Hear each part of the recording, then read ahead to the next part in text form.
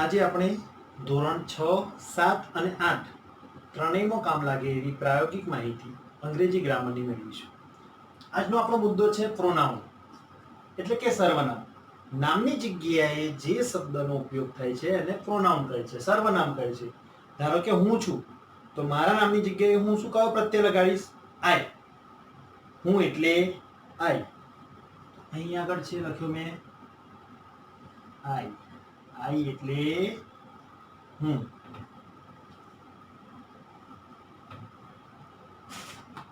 આઈ એટલે હું. હવે હુંનું બહુવચન આપણે જુઓ, એકવચન અને બહુવચન બંને વસ્તુઓ સાથે સાથે ભણવાની છે. અહીંયા આગળ હું લખી દઉં છું એકવચન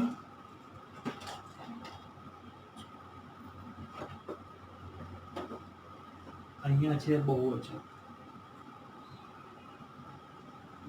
તો આઈ નું બહુવચન શું થશે? વી. શું થાય? વી. અને વી એટલે અમે. અને આ કયો પુરુષ થયો? પ્રથમ પુરુષ. અહીંયા આગળ હું લખી દઈશ પ્રથમ પુરુષ. પ્રથમ પુરુષ એકવચન એટલે આઈ. આઈ એટલે હું અને વી એટલે અમે. ત્યારબાદ આવશે બીજો પુરુષ. બીજો પુરુષ. બીજા પુરુષ માટે કયો શબ્દ છે? સર્વનામ કયું વપરાય છે? તો યુ. યુ એટલે તું. Y O you. યુ એટલે તું.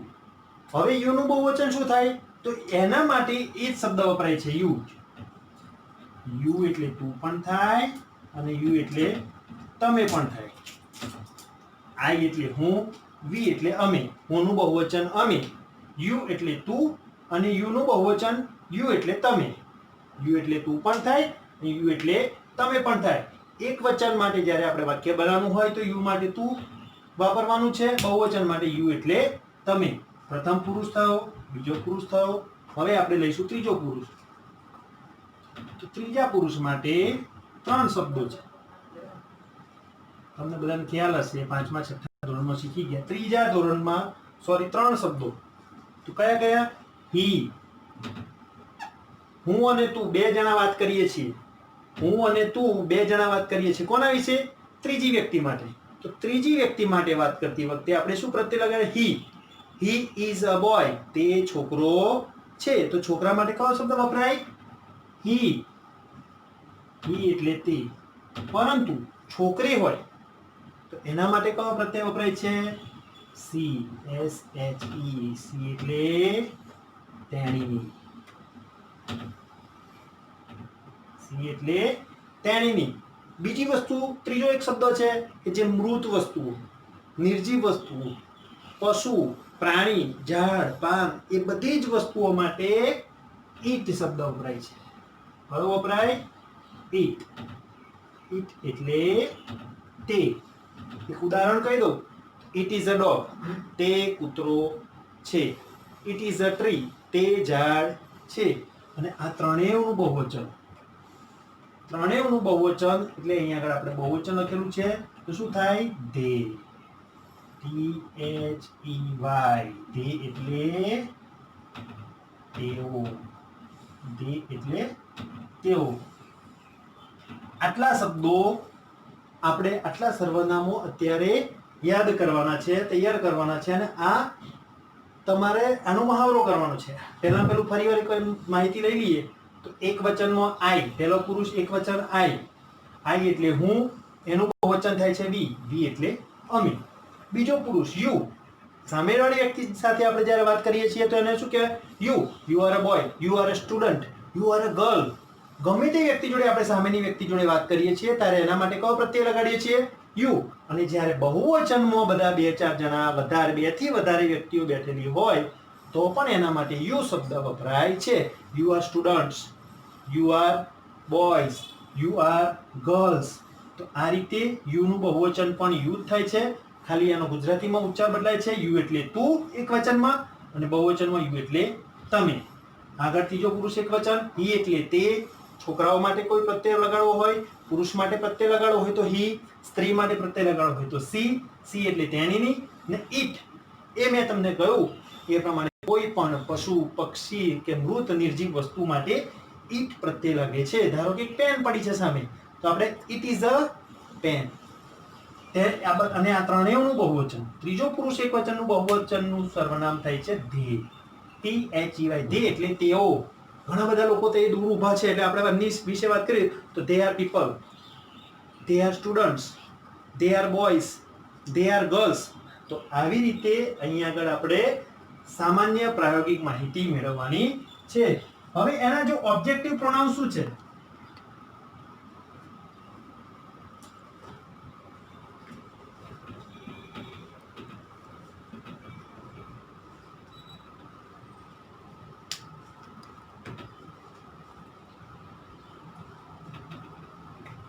ઓબ્જેક્ટિવ પ્રોનાઉન તો આઈ, પેલું આઈ નું ઓબ્જેક્ટિવ પ્રોનાઉન થશે મી. શું થાય? મી. આઈ એટલે હું, મી એટલે મને. મી એટલે મને. એક વાક્ય હું તમને કહી દઉં, give me a pen. Give me a pen. તો આ મી જે લખ્યો છે એનો મતલબ શું થશે? મને પેન આપો. આપો, મને પેન આપો. મી એટલે મને. ત્યારબાદ વી. તો વી માટે કયો શબ્દ છે? વી એટલે અમે, તો એના માટેનો શબ્દ છે અસ. અસ એટલે અમને. વી એટલે અમે, અસ એટલે અમને. અમને પેન આપો, તો ગીવ અસ પેન્સ. બરાબર? એવી જ રીતે આ પ્રથમ પુરુષ પૂરો થયો. બીજા પુરુષમાં યુ. યુ એટલે તું, અને એનું ઓબ્જેક્ટિવ પ્રોનાઉન છે યુઝ. યુઝ. એના માટે પણ યુઝ શબ્દ વપરાય છે. એટલે આ ખાસ ધ્યાન રાખજો, એક વચનમાં પણ યુ, બહુવચનમાં પણ યુ, અને એનું ઓબ્જેક્ટિવ પ્રોનાઉન પણ યુ જ થાય છે. એનો મતલબ થાય છે યુ એટલે તને, અને બહુવચનમાં યુ એટલે તમને. ખાસ ખ્યાલ રાખવાનો છે કે આની અંદર કોઈ આપણને કન્ફ્યુઝન થવું જોઈએ નહીં. આ યુ, યુ એટલે તું, યુ એટલે તમે, યુ એટલે તું, યુ એટલે તને, અને યુ એટલે તમને. યુ માટે એકલું દરેક વસ્તુ ઓબ્જેક્ટિવ પ્રોનાઉન યુ આવે છે. અને ત્રીજો પુરુષની વાત કરીએ આપણે. ત્રીજો પુરુષમાં હી. હી એટલે તે, અને એનું ઓબ્જેક્ટિવ પ્રોનાઉન થાય છે હિમ. હિમ એટલે તેને. ગીવ હિમ એ પેન. તેને પેન આપો. હવે સી માટે, સી એટલે તેણીની, તો એના માટેનો કયો શબ્દ છે? હર. હર એટલે તેણીની. ઇટ, ત્રીજો શબ્દ રહ્યો ઇટ. ઇટ એટલે તે, અને એનો જે ઓબ્જેક્ટિવ પ્રોનાઉન છે ઇટ, એનો એક શબ્દ આવશે ઇટ એટલે તેને. જો અહીંયા આગળ ધ્યાન રાખો બધા. હું મને, અમે અમને, તું તને, તમે તમને, તે તેને, તેણીની તેણીનીને. ઇટ એટલે તે, ઇટ એટલે તેને. આ રીતે ઓબ્જેક્ટિવ પ્રોનાઉન વપરાય છે. અને છેલ્લો રહ્યો એનું બહુવચન ધે. THEY, ધે એટલે આપણે અહીંયા આગળ શીખ્યા ધે એટલે તેઓ. તો એના માટે શું થશે? THEM, ધેમ એટલે તેઓને. તેઓને. આટલી માહિતી મગજમાં લઈ લેવાની. આઈ એટલે મી. આઈનું શું થાય? મી, મને. વીનું અસ, યુનું યુ, હીનું હિમ, સીનું હર, ઈટનું ઇટ, ધેનું ધેમ. બરાબર? હવે આગળ આપણે જોઈએ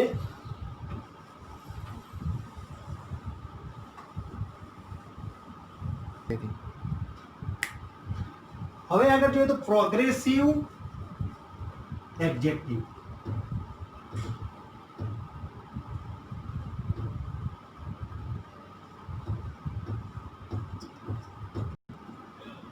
સંજ્ઞાની વિશેષતા દર્શાવવા માટે.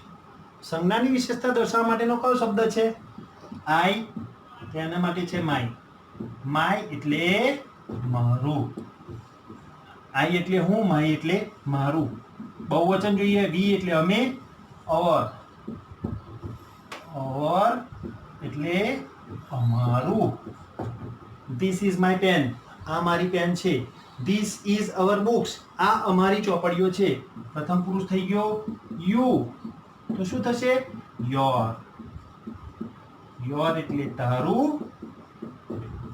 અને બહુવચનમાં યોર એટલે તમારું. This is your pen.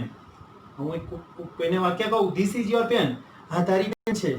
This is your books. આ તમારી ચોપડીઓ છે. તો શું કયો શબ્દ વપરાય છે? આ સંજ્ઞાને વિશેષતા દર્શાવતો શબ્દ યોર. બીજો પુરુષ પૂરું થઈ ગયો. ત્રીજો પુરુષ તો અહીંયા આગળ હી.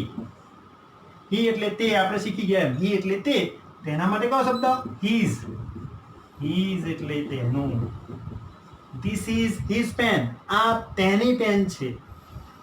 સી. તેના માટે કયો શબ્દ? હર. હર એટલે તેણીનું. એક પિન પડી છે તો આપણે કેવું છે કે તેણીની પિન છે. તો this is her pen. This is her pen. અને ઇટ. ઇટ માટેનો શબ્દ છે ઇટ્સ. ઇટ્સ એટલે તેનું.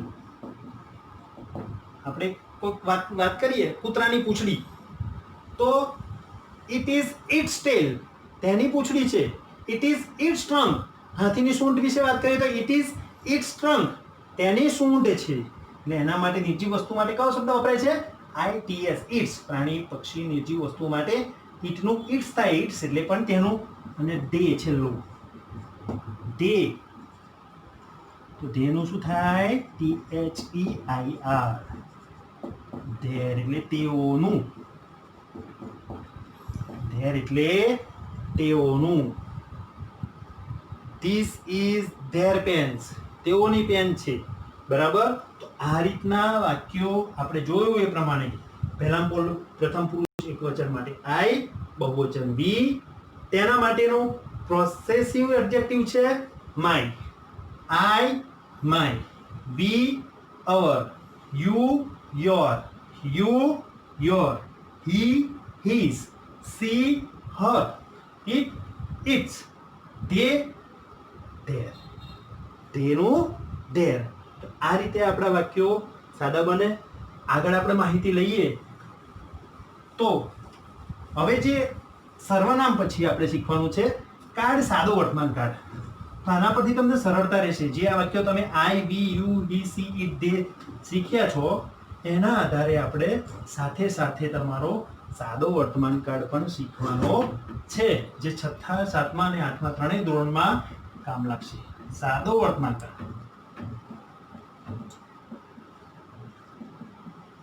પહેલું તો આપણે સાદા વર્તમાન કાળમાં ટુ બી ના ક્રિયાપદો તમે શીખી ગયા છો એમ. ફરીથી એકવાર હું રિપીટ કરાવી દઉં કે ટુ બી ના ક્રિયાપદો કયા છે?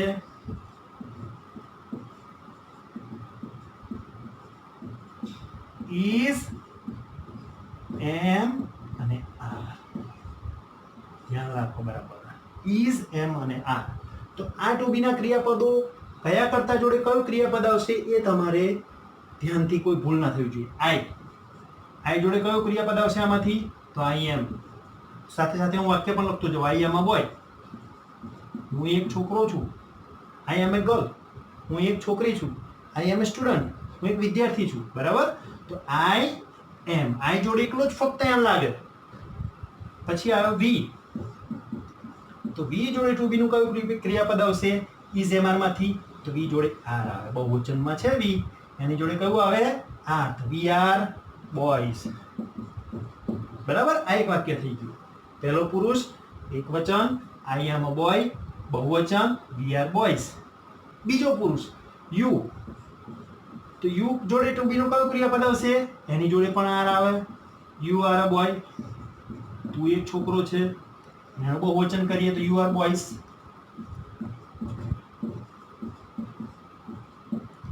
You are boys. તમે છોકરાઓ છો. ત્રીજો પુરુષ લઈ લઈએ તો હી, આ સૌથી અગત્યનું છે. હી જોડે કયું ક્રિયાપદ આવશે? ટુ બી નું ઇઝ. હી જોડે ઇઝ, સી જોડે પણ ઇઝ અને ઇટ જોડે પણ કયું ક્રિયાપદ આવશે? It. He is a boy, she is a girl, it is a dog. તો આ પ્રમાણેના સાદા વાક્યો આપણે જાતે પોતાની જાતે પણ બનાવી શકીએ છીએ, ભૂલ ના થાય એ રીતે. અને સામે they, છેલ્લું રહ્યું they. તો they જોડે ટુ બી નું ક્રિયાપદ આવે they are boys. આનું ગુજરાતી શું થાય? they are boys એટલે તેઓ બાળકો, છોકરાઓ છે, તેઓ છોકરાઓ છે. they are children એટલે તેઓ બાળકો છે. તો આ રીતે ટુ બી ના ક્રિયાપદો I, we, you, he, she, it, they જોડે કેવી રીતે આવે છે એ તમારે ધ્યાનમાં રાખવાનું છે.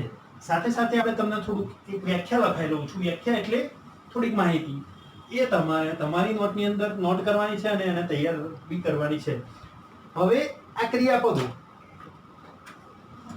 રોજિંદી અથવા ટેવવશ થતી ક્રિયાઓ દર્શાવવા માટે, રોજિંદી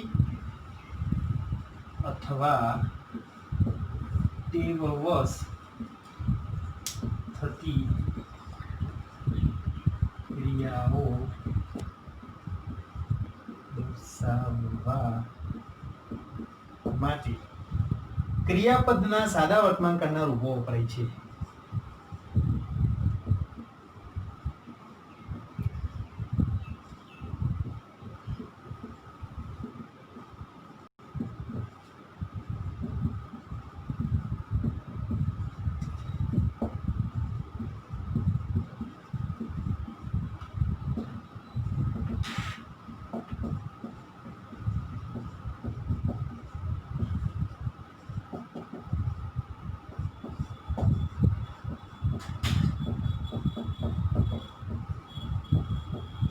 રોજિંદી આપણે દરરોજ જે ક્રિયાઓ કરીએ છીએ અથવા તો ટેવવશ આપણને જે કોઈ ટેવ પડેલી હોય, તો રોજિંદી અથવા ટેવવશ થતી ક્રિયાઓ દર્શાવવા માટે ક્રિયાપદના સાદા વર્તમાનકાળના રૂપો વપરાય છે. રોજિંદી કઈ ક્રિયાઓ? તો પહેલાં પહેલું તો આપણે સવારે શું કરીએ છીએ? ઉઠીએ તો આઈ લખીએ આપણે એક વાક્ય, I get up early in the morning. I get up early in the morning. હું રોજ સવારે વહેલો ઉઠું છું. હું રોજ સવારે વહેલો ઉઠું છું. I get up early in the morning. રોજિંદી ક્રિયા છે, get up ક્રિયાપદ છે, ઉઠવું, ઉઠવાની ક્રિયા. early એટલે વહેલા અને morning એટલે સવારમાં. તો શું એનું થાય અર્થ? હું રોજ સવારે વહેલો ઉઠું છું. I take tea in the morning. બીજું એક વાક્ય લઈ લઈએ, I take tea in the morning.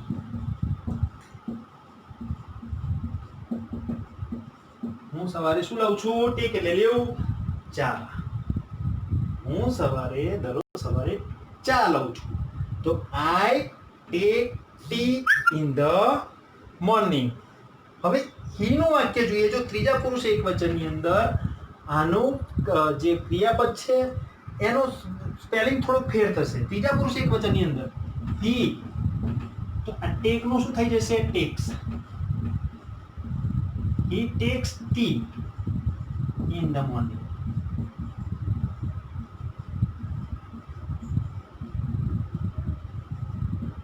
C અને ઈટ આ ત્રણેય શબ્દોની જોડે ક્રિયાપદની પાછળ એસ પ્રત્યય લાગે છે. કયો પ્રત્યય લાગે? એસ. દરેક ક્રિયાપદની પાછળ એસ પ્રત્યય લાગશે. હજુ આગળ ક્રિયાપદની પાછળ બીજો ઈએસ પ્રત્યય અને આઈએસ પ્રત્યય કેવી રીતે લાગે છે એ હું તમને થોડીક માહિતી આપી.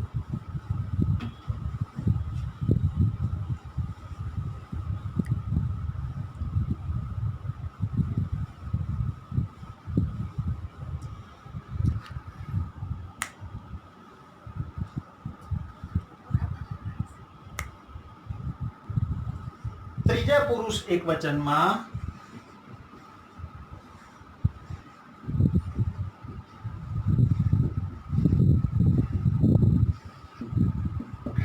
ક્રિયાપદના અંતે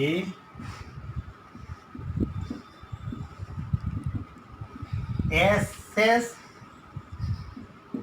CH SH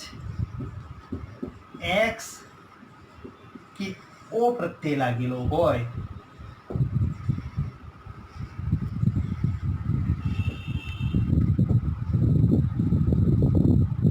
તો તેની પાછળ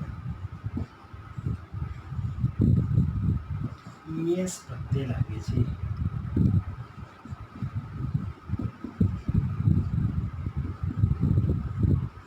ફરીથી જોઈ લો. ત્રીજા પુરુષ એકવચનમાં ક્રિયાપદના અંતે SS CH SH X કે O પ્રત્યય અથવા અક્ષર લાગેલો હોય તો તેની પાછળ ES પ્રત્યય લાગે છે. દાખલા તરીકે PASS બરાબર, તેને શું થાય? PASSES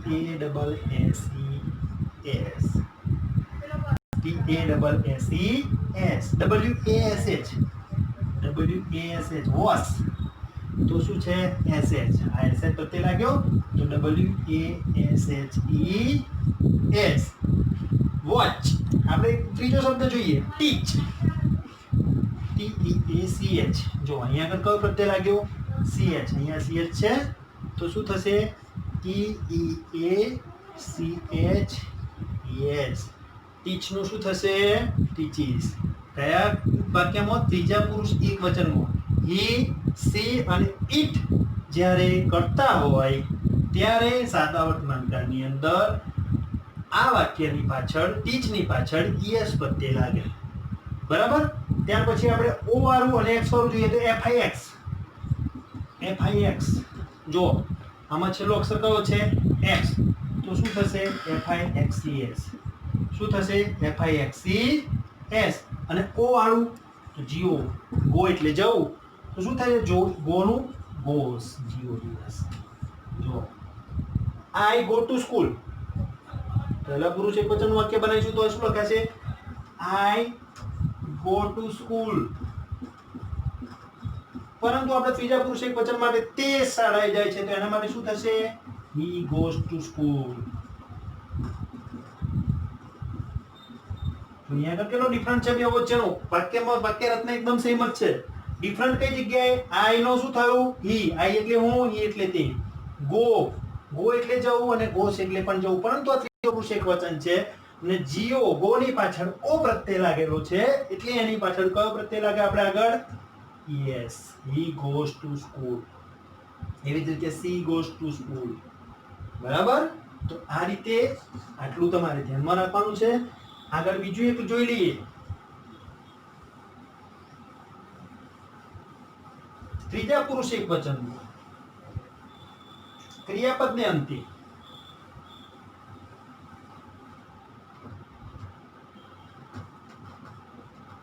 ત્રીજા પુરુષ એકવચનમાં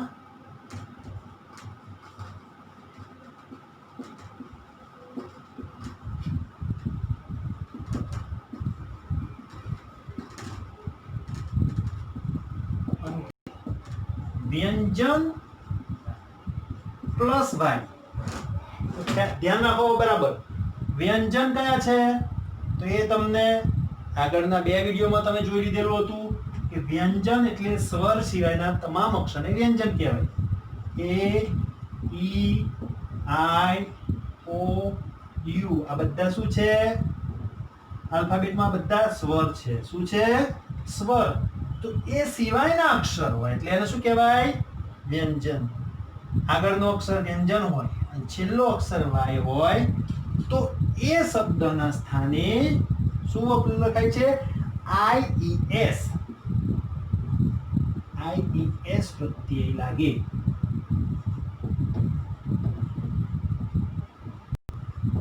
એક ઉદાહરણ લઈ લઈએ. FLY. જો છેલ્લો અક્ષર કયો છે? Y.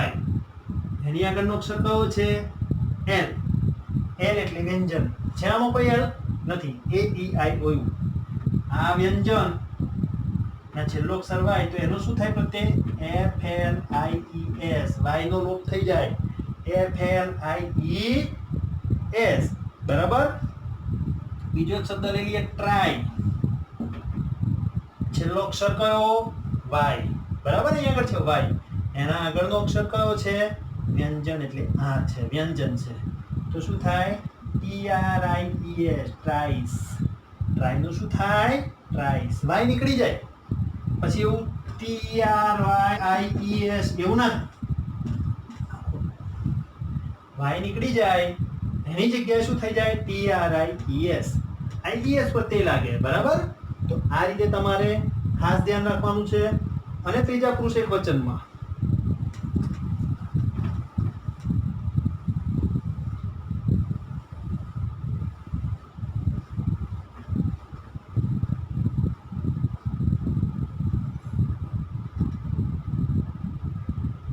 આ જોયું તમે કે વ્યંજન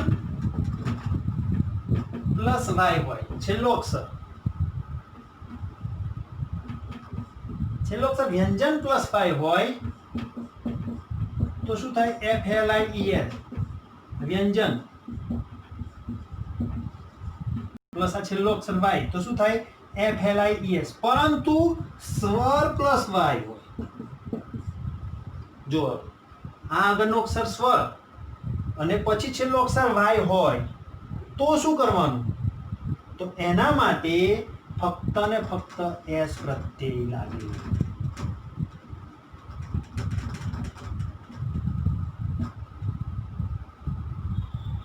બરાબર ધ્યાન રાખજો. વ્યંજન પ્લસ વાય હોય તો વાય નીકળી જાય અને FLIES પ્રત્યય લાગે. બરાબર. તો સ્વર પ્લસ વાય હોય છેલ્લો અક્ષર તો શું થાય? ધારો કે ઉદાહરણ લઈ લઈએ PLAY. જો પ્લે એટલે રમવું, છેલ્લો અક્ષર વાય, એની આગળનો અક્ષર એ. એ એટલે શું છે આપણો? સ્વર. AEIOU. આ 5 અક્ષર તો મગજમાં ઉતારી દેવાના. AEIOU. આ બાયની આગળ કયો શબ્દ આવ્યો? એ. તો આને કશું જ કરવાનું નથી, સાદો સિમ્પલ PLAYS, પ્લેસ. બરાબર. તો આ રીતે તમારે યાદ રાખવાનું. બીજો એક શબ્દ લઈ લઈએ BUY. બાય એટલે ખરીદવું. BUY, બાય એટલે ખરીદવું, છેલ્લો અક્ષર વાય અને યુ એટલે આપણો આ સ્વર, યુ એટલે સ્વર. તો બાય નું શું થાય? BUYS. ખ્યાલ આવ્યો? તો આ રીતે ત્રીજા પુરુષ એકવચનની અંદર એસ પ્રત્યય કેવી રીતે લાગે, ES પ્રત્યય કેવી રીતે લાગે અને IES પ્રત્યય કેવી રીતે લાગે એનો તમારે ભરપૂર મહાવરો કરવો પડશે કે જેથી તમને બિલકુલ ભૂલ પડે નહીં. સાથે સાથે દરરોજ એના વાક્યો પણ તમારે લખવાના છે. અને બીજી એક સરસ માહિતી થોડીક આપી દઈએ કે રોજિંદી અથવા ટેવવશ ક્રિયાઓ દર્શાવવા માટે આપણો છેલ્લો મુદ્દો આજનો કે રોજિંદી અથવા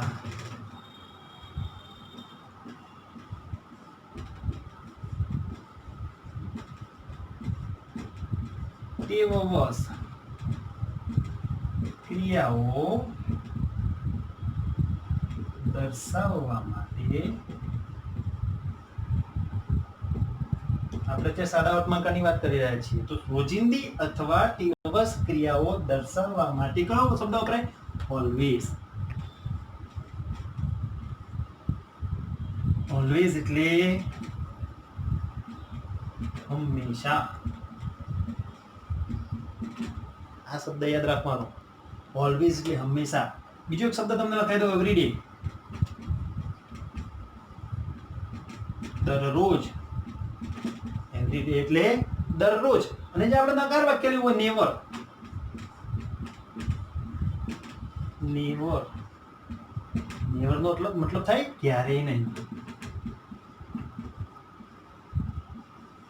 નેગેટિવ વાક્ય. નેવર એટલે નથી, નહીં, ક્યારેય નહીં. અને એક બીજો એક શબ્દ લઈ લઈએ, સમટાઈમ્સ. SOME, sometimes.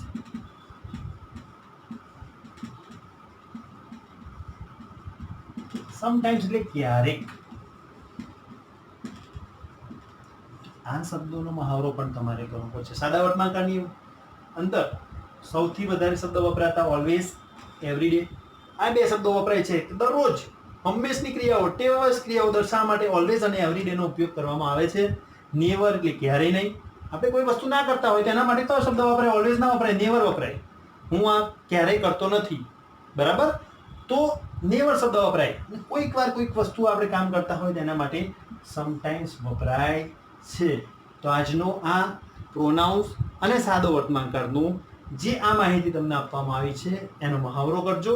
એના સાદા વાક્યો એટલે કેવા? ગુજરાતીમાં પહેલા એક વાક્ય લખી દેવાનું કે હું ક્રિકેટ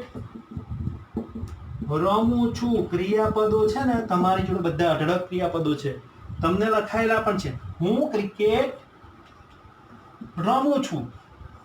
એનું અંગ્રેજી જાતે બનાવવાનું તમને શીખવાડેલું હતું, સૂત્ર પણ લખાયેલું છે. તો હું માટે કયું કરતા? આઈ. ક્રિકેટ રમું છું, આઈ, પછી ક્રિયાપદ આવશે પ્લે, ક્રિકેટ. હું ક્રિકેટ રમું છું, આઈ પ્લે ક્રિકેટ. સાદું વાક્ય આવડે જ છે તમને. અને ત્રીજા પુરુષ એક વચનનું ખાસ ધ્યાન રાખવાનું. તો હી આવ્યું. હવે અહીંયા આગળ ધ્યાન રાખવાનું, મેં તમને આવડે શીખવાડ્યું એ પ્રમાણે. આ શું છે? છેલ્લે વાય, આગળ શું છે? એ એટલે સ્વ. તો શું આવશે? PLAYS. આમાં કઈ નવું કરવાનું નથી. હી પ્લેઝ ક્રિકેટ. હું ક્રિકેટ રમું છું, તે ક્રિકેટ રમે છે, બરાબર. તો આવા સાદા વાક્યો પણ તમારે દરરોજ મહાવરો કરી અને બનાવવાના છે. હવે આપણે આ જે વાક્યો છે એના નકાર વાક્યો વિશે ફરીવાર શીખીશું.